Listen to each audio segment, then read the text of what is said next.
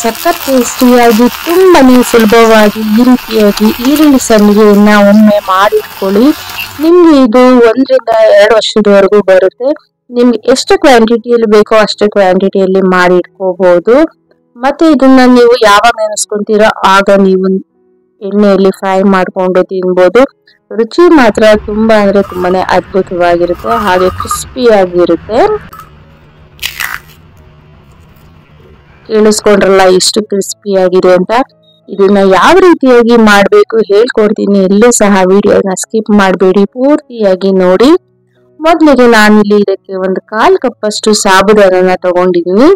ನೀವು ಇಲ್ಲಿ ಚಿಕ್ಕದು ದೊಡ್ಡದು ಯಾವ್ದಾದ್ರೂ ತಗೋಬಹುದು. ನಾನು ಅದನ್ನ ಸ್ವಲ್ಪ ರೋಸ್ಟ್ ಮಾಡ್ಕೊಂಡು ತಗೊಂಡಿದ್ದೀನಿ. ಸ್ವಲ್ಪ ತಣ್ಣಗಾದ್ಮೇಲೆ ಇದನ್ನ ಒಂದು ಮಿಕ್ಸಿ ಜಾರಲ್ಲಿ ಹಾಕಿ ಫೈನ್ ಪೌಡರ್ ಮಾಡ್ಕೊಂತಾ ಇದ್ದೀನಿ. ನೋಡಿ, ಇದು ಈ ಕನ್ಸಿಸ್ಟೆನ್ಸಿಲಿ ಇರ್ಬೇಕು.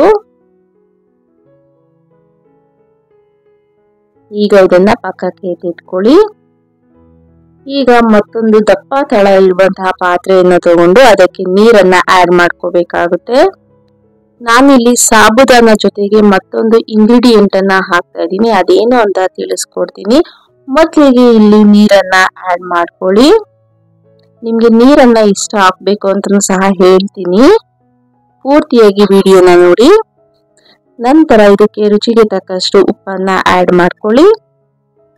ಹಾಗೆ 2 ಸ್ಪೂನ್ ಅಷ್ಟು ಜೀರಿಗೆಯನ್ನ ಹಾಕೋಬೇಕಾಗುತ್ತೆ.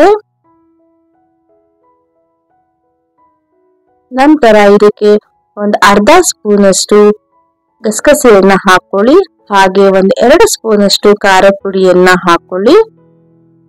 ಖಾರ ಇನ್ನೂ ಬೇಕಂದ್ರೆ ಇನ್ನೂ ಸ್ವಲ್ಪ ಆಡ್ ಮಾಡ್ಕೊಳ್ಳಿ. ಇಲ್ಲ ಸ್ವಲ್ಪ ಕಮ್ಮಿ ತಿಂತೀರಾ ಅಂದ್ರೆ 1/2 ಸ್ಪೂನ್ ಅಷ್ಟು ಕಮ್ಮಿ ಹಾಕೊಳ್ಳಿ. ಈಗ ಒಮ್ಮೆ ಚೆನ್ನಾಗಿ ಮಿಕ್ಸ್ ಮಾಡಿ ಈಗಾಗಲೇ ನಾವು ಪೌಡರ್ ಮಾಡ್ಕೊಂಡಿರುವಂತಹ ಸಾಬುದಾನನ ಹಾಕೋಬೇಕಾಗುತ್ತೆ. ನಂತರ ಇದಕ್ಕೆ ನಾನು ಅಕ್ಕಿ ಹಿಟ್ಟನ್ನ ಆಡ್ ಮಾಡ್ಕೊಂತಾ ಇದ್ದೀನಿ. ನಾನು ಇಲ್ಲಿ ಮನೆಯಲ್ಲೇ ಮಾಡಿಸಿರುವಂತಹ ಅಕ್ಕಿ ಹಿಟ್ಟನ್ನ ಹಾಕೊಂತಾ ಇದ್ದೀನಿ. ನೀವು ಬೇಕಾದ್ರೆ ಹೊರಗಡೆ ಸಿಗುವಂತಹ ಅಕ್ಕಿ ಹಿಟ್ಟನ್ನಾದ್ರೂ ಸಹ ಯೂಸ್ ಮಾಡಬಹುದು. ನಾನಿಲ್ಲಿ 2 ಕಪ್ ಅಷ್ಟು ಅಕ್ಕಿ ಹಿಟ್ಟಿಗೆ 1/4 ಕಪ್ ಅಷ್ಟು ಸಾಬುದಾನನ ಯೂಸ್ ಮಾಡಿದ್ದೀನಿ. ಅಳತೆ ಕರೆಕ್ಟ್ ಆಗಿರ್ಬೇಕು. 2 ಕಪ್ ಅಷ್ಟು ಅಕ್ಕಿ ಹಿಟ್ಟಿಗೆ 1/4 ಕಪ್ ಅಷ್ಟು ಸಾಬುದಾನ ಪೌಡರ್ ಅನ್ನ ಯೂಸ್ ಮಾಡಿದ್ದೀನಿ. ಹಾಗೆ ಇದಕ್ಕೆ ನಾನು 15 ಕಪ್ ಅಷ್ಟು ನೀರನ್ನ ಹಾಕೊಂಡಿದ್ದೀನಿ. ಈಗ ಎಲ್ಲವನ್ನು ಮಿಕ್ಸ್ ಮಾಡಿ ಈಗ ಇದನ್ನ ಕುದಿ ಬರೋವರೆಗೂ ನಾವು ಕುದಿಸ್ಕೋಬೇಕಾಗುತ್ತೆ. ಇದು ಚೆನ್ನಾಗಿ ಬಾಯ್ಲ್ ಆಗ್ಬೇಕು, ಅಲ್ಲಿವರೆಗೂ ಕುದಿಸ್ಕೊಳ್ಳೋಣ. ಮಧ್ಯದಲ್ಲಿ ನಾವು ಈ ರೀತಿಯಾಗಿ ಸ್ಪೂನಿನ ಸಹಾಯದಿಂದ ಮಿಕ್ಸ್ ಮಾಡ್ಕೋಬೇಕಾಗುತ್ತೆ. ಇಲ್ಲ ಅಂದ್ರೆ ಇದು ನಿಮ್ಗೆ ಗಂಟಾಗುವಂತ ಸಾಧ್ಯತೆ ಬರುತ್ತೆ. ಇದು ನೋಡ್ತಾ ಇರ್ಬೋದು, ಈ ರೀತಿಯಾಗಿ ಪೂರ್ತಿಯಾಗಿ ಗಟ್ಟಿ ಆಗ್ಬೇಕು, ಅಲ್ಲಿವರೆಗೂ ನಾವು ಇದನ್ನ ಬಾಯ್ಲ್ ಮಾಡ್ಕೋಬೇಕಾಗುತ್ತೆ.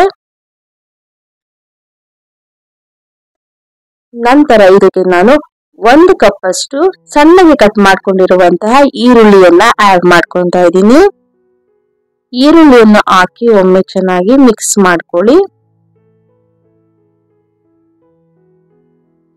ನಿಮಗೆ ಟೈಮ್ ಇದ್ರೆ ಈ ರೀತಿಯಾಗಿ ಕೊನೆಯಲ್ಲಿ ಹಾಕಿ ಮಿಕ್ಸ್ ಮಾಡ್ಕೊಳ್ಳಿ. ಇಲ್ಲ ನಿಮ್ಗೆ ಟೈಮ್ ಇಲ್ಲ ಅಂತಂದ್ರೆ ನೀರು ಕುದೀತಾ ಇರುತ್ತಲ್ವ, ಆಗ್ಲೇನೆ ಹಾಕಿ ನೀವು ಮಿಕ್ಸ್ ಮಾಡ್ಕೋಬಹುದು. ಈಗ ಸ್ಟವ್ ಅನ್ನ ಆಫ್ ಮಾಡಿ ಇದನ್ನ ಓವರ್ ನೈಟ್ ಬಿಡ್ತಾ ಇದ್ದೀನಿ. ಈಗ ನೋಡ್ತಾ ಇರ್ಬೋದು, ಓವರ್ ನೈಟ್ ಆದ್ಮೇಲೆ ಮಾರ್ನಿಂಗ್ ಎದ್ದು ತೋರಿಸ್ತಾ ಇದೀನಿ ಎಷ್ಟು ಚೆನ್ನಾಗಿ ನೆಂದಿದೆ. ಮತ್ತೆ ಆ ಈರುಳ್ಳಿಯ ರಸ ಎಲ್ಲ ಕಂಪ್ಲೀಟ್ ಆಗಿ ಇದರಲ್ಲಿ ಬಿಟ್ಟಿರುತ್ತದೆ. ಈಗ ನಾನು ಈ ರೀತಿಯಾಗಿ ಚಿಕ್ಕ ಚಿಕ್ಕ ಸಂಡಿಗೆಗಳ ರೀತಿಯಲ್ಲಿ ಹಾಕೊಂತಾ ಇದ್ದೀನಿ.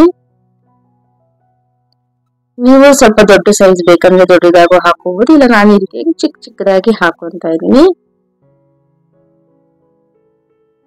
ಇದನ್ನ ನೀವು ಇಲ್ಲ ಈ ರೀತಿಯಾಗಿ ಕೈಯಿನ ಸಹಾಯದಿಂದಾದ್ರೂ ಹಾಕೋಬಹುದು.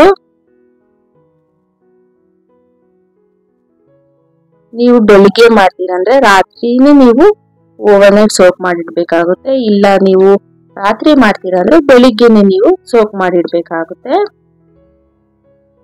ಇನ್ನು ನಮ್ಮ ಚಾನೆಲ್ ನಲ್ಲಿ ಸುಮಾರು ವೆರೈಟಿ ಆದಂತಹ ವಿಡಿಯೋಗಳನ್ನ ಅಪ್ಲೋಡ್ ಮಾಡಿದೀನಿ, ಅವುಗಳನ್ನು ನೋಡಿ ಹೇಗಿದೆ ಅಂತ ಕಮೆಂಟ್ ಮೂಲಕ ತಿಳಿಸಿ.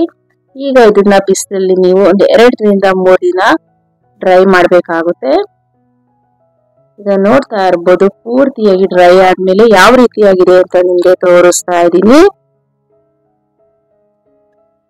ನೋಡಿ ಈ ರೀತಿಯಾಗಿ ಪೂರ್ತಿಯಾಗಿ ಡ್ರೈ ಆಗಿದೆ ಇದು. ಈಗ ಇದನ್ನ ಒಂದು ಪ್ಲೇಟ್ ನಲ್ಲಿ ಹಾಕೊಂತ ಇದ್ದೀನಿ.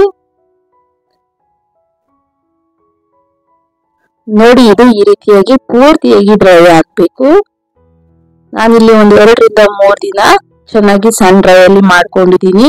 ನೀವು ಬೇಕಾದ್ರೆ ಫ್ಯಾನ್ ಗಳಲ್ಲಿ ಮಾಡ್ಕೋಬಹುದು, ಬಟ್ ತುಂಬಾ ಟೈಮ್ ಹಿಡಿಯುತ್ತೆ. ನೋಡಿ ಎಷ್ಟು ಚೆನ್ನಾಗಿ ಡ್ರೈ ಆಗಿದೆ ಅಂತ. ಈಗ ಇದನ್ನ ನಿಮ್ಗೆ ಎಣ್ಣೆಯಲ್ಲಿ ಫ್ರೈ ಮಾಡಿ ತೋರಿಸ್ತೀನಿ ಯಾವ ರೀತಿಯಾಗಿದೆ ಅಂತ, ಎಷ್ಟು ಚೆನ್ನಾಗಿ ಅರಳುತ್ತೆ ಅಂತ. ಎಣ್ಣೆ ಚೆನ್ನಾಗಿ ಕಾದಿರ್ಬೇಕು. ಕಾದ ನಂತರ ಅಷ್ಟೇ ನೀವು ಹಾಕ್ಬೇಕಾಗುತ್ತೆ ಈ ರೀತಿಯಾಗಿ. ತಿನ್ನೋಕ್ ಮಾತ್ರ ತುಂಬಾನೇ ರುಚಿಯಾಗಿರುತ್ತೆ.